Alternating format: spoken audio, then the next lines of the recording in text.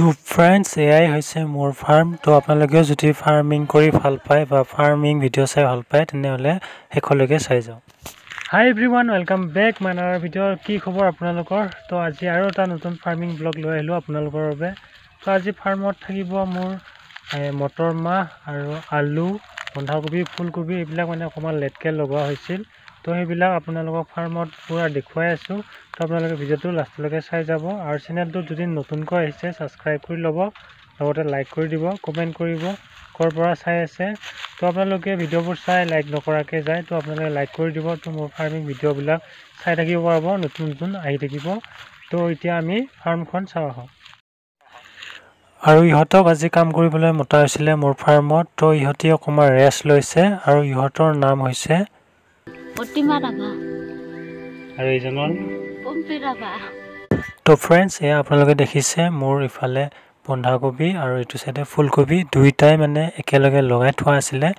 তো মানে ঘৰত খাবলৈ সম্পূৰ্ণ জৈৱিক পদ্ধতিত কৰা হৈছে, এইবিলাক কোনো ধৰণৰ ৰাসায়নিক নিদিয়াকৈ গোবৰ আৰু কিছু সাৰ দি কৰা হৈছে। তো আপোনালোকেও যি কৰে এনেকৈ জৈৱিক পদ্ধতিত কৰিব। আৰু এয়া হৈছে মোৰ মটৰ মাহ। তো মটৰ মাহ কেনেকুৱা হৈছে আপোনালোকে কমেণ্ট কৰি জনাব। আৰু ইয়াত মটৰ মাহ প্ৰতিজোপা গছত 9টাৰ পৰা 10টাকৈ ফল ধৰিছে। এয়া সম্পূৰ্ণ অৰ্গেনিক কৰাৰ কাৰণে এনেকুৱা হৈছে। আৰু অৰ্গেনিক খেতি কৰিলে আপোনালোকে ফলটো অকণমান বেছি পাব আৰু কেতিয়াবা বজাৰত বিক্ৰী নগ'লে ৰাখি থৈ দিব পাৰিব। সেইকাৰণে অৰ্গেনিক কৰিব লাগে।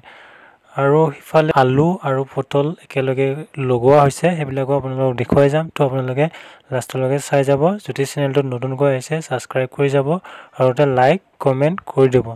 তো আপোনালোকে এনেধৰণে জৈৱিক খেতি কৰিব পাৰে। আৰু এইটো মোৰ লগত থাকে খেতি কৰে ইও।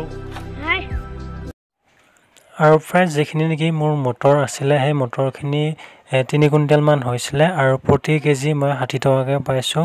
এয়া অৰ্গেনিক কৰাৰ কাৰণে অকণমান দামটো বেছি পাইছোঁ। তো আপোনালোকেও যেতিয়া কৰে খেতি ৰাসায়নিক বাদ দিব, অৰ্গেনিক কৰিব।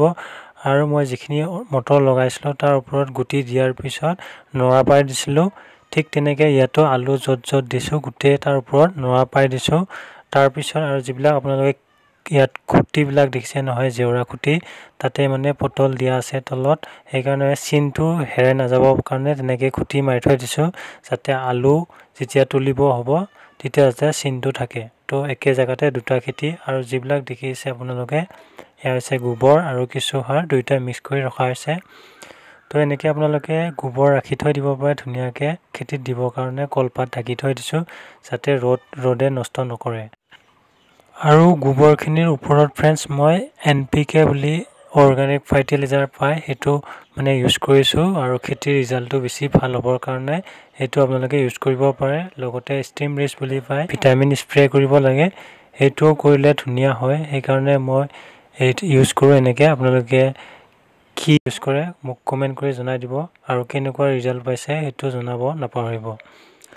আৰু মোৰ যিটো মটৰৰ বীজ আছিলে সেইটো মাষ্টাৰ বুলি কয় এটা ব্ৰেণ্ডৰ ইউজ কৰিছিলোঁ। তো আপোনালোকে কি ইউজ কৰে কমেণ্ট কৰিব।